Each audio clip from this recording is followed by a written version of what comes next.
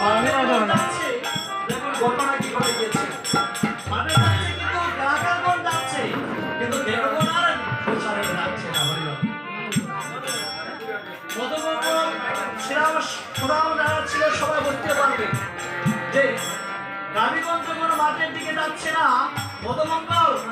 এই কানের বাসিতে তুমি ফোকার দাও তুমি যখন বাসিতে ফোকার দেবে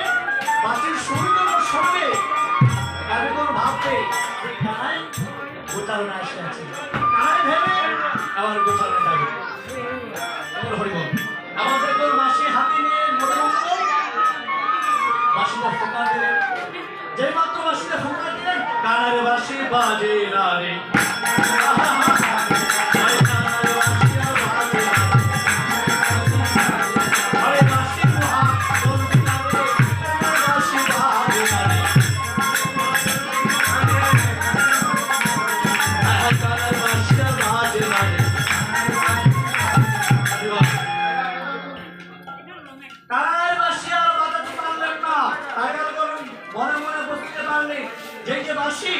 একমাত্র টানাই বিহনের অন্য কেউ বাজাতে পারে না আরে তত্ত্বটা কোথায় দেখো এই যে বাসি এই বাসি আর এই যে দেহবাসী এই দুটোটাই এক বাসি এটা বিরাট তত্ত্বটা হচ্ছে কোথায় এই বাসিরা যেমন শ্রীরাম মধুমঙ্গল সবাই মিলে বাজাতে পারলেন না আপনার আমার দেহবাসীরা বাজবে না রবীন্দ্র যেদিন এই দেহ থাকবে না সেদিন থেকে এই দেহবাসী আর বাজবে না এই জন্য যন্ত্র যদি পড়ে থাকে লক্ষ জনের মাঝে যন্ত্রিক বিহনের যন্ত্র কেমন করে বাজে তত্ত্বটা কোথায় এই দেহ দেহের মাঝে গোবিন্দ আছে কৃষ্ণ আছে প্রতি বর্ণে আছে কৃষ্ণকে হর হয়তো কালী আর একটা হরিবিতর বিকাশিত হরিবিতর হরি আরে ভগবান যেদিন আমার হৃদয়ে আপনার হৃদয়ে থাকবে না এই দেহবাসী তারা বাজবে না হরিবল এই যে সুন্দর করে কীর্তন পরিবেশন করতে লেগেছি আমি যেদিন আমার এই দেহ থেকে চলে যাবে আর এই দেহবাসী তারা বাজবে না অচল হয়ে পড়ে যাবে আর মধুমঙ্গল রাখালগণ বুঝতে পারলেন যে কানাই ছাড়া কানের বাসা বাজবে না আর কানাইকে ছাড়া আমরা কোথাও যেতে পারবো না অপরাধ যে হয়েছে তারা বুঝতে পারবে যে চল ভাই আমরা আবার কানাই কাছে এই যে ভাতৃ আবার ভাতৃ পেলে কাতর হয়ে সমস্ত রাখালগণ সবাই রাত ধরে মাস্টার গোবিন্দের কাছে ক্ষমা চাচ্ছে আবার বলতে লেগেছেন কানাই সীতাবরা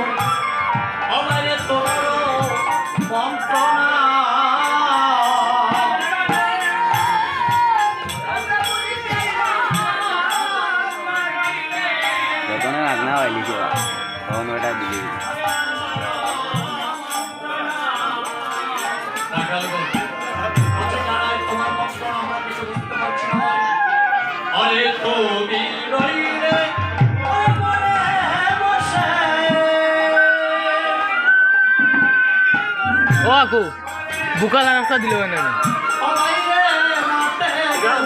হে বুকালা একটা দিলে হইতো না বুঝছি দুইটা দিলে হইতো না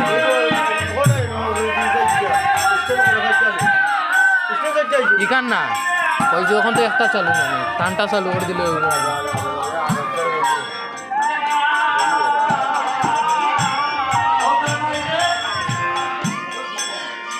দুবার দিন ধরা লাগছে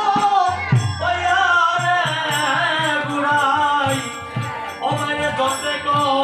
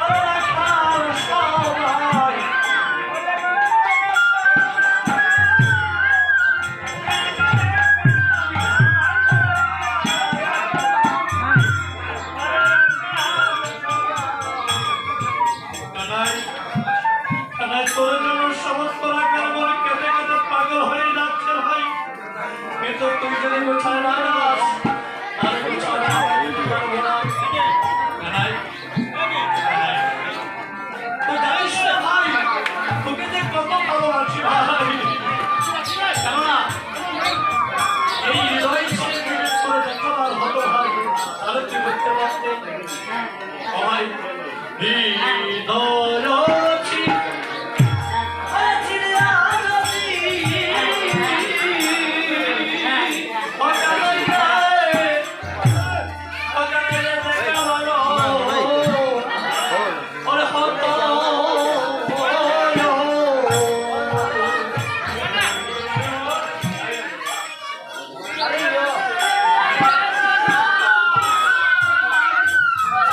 এই কেমন